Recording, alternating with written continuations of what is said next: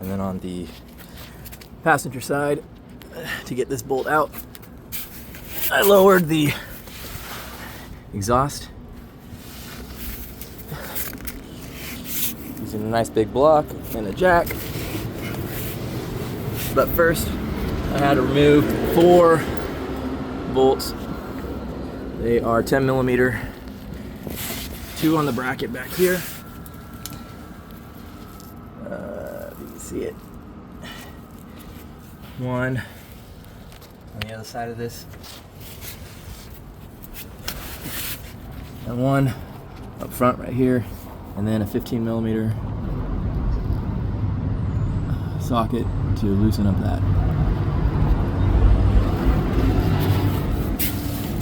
And then I was able to get out the front spring